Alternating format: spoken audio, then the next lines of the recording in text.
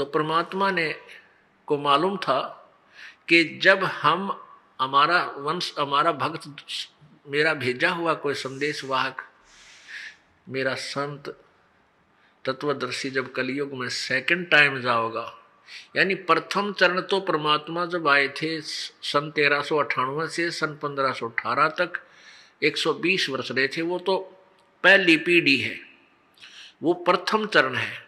और उस प्रथम चरण में जब भगवान आए थे, जब वाणी लिखवाई थी, कहते हैं 33 अरब ज्ञान हम भाख्या और मूल ज्ञान गुप्त ही राख्या। ये अभी तक ये मूल ज्ञान किसी तक नहीं पहुंचने दिया, लिख सारा रखा है पर किसी की बुद्धि में चढ़ने नहीं दिया। ये कबीर पंथियों को नहीं मालूम ये कौन सी भक्ति मार्ग। जो 12 कबीर पंथ हैं उनको भी यथार्थ भक्ति मार्ग और यथार्थ ज्ञान का बिल्कुल ज्ञान नहीं। अब पुण्यात्माओं, यह और एक समस्या आ गई मेरे सामने कि मैं जब ये दास ये कहता है कि कबीर पंथियों को ज्ञान नहीं,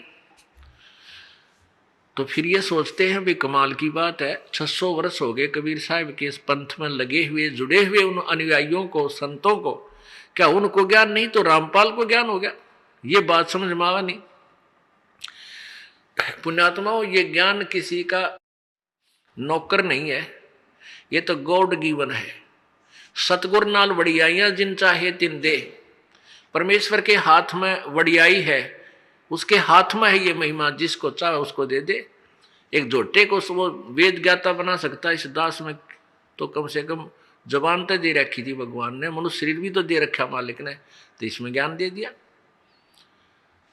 तो कहने का भाव यह है कि ये बात कहना कि कबीर पंथ में किसी के पास ज्ञान नहीं है और वो पंथ सब काल तक सीमित है, तो ये भी एक सिर फुड़वाने वाली बात है। सब नाराज हो जाए, कबीर पंथी भी लाठी ठा ले अकले भाई सब कबीर पंथियों को ऐसा कह रहा। दास नहीं कह रहा, कबीर परमात्मा कह रहे।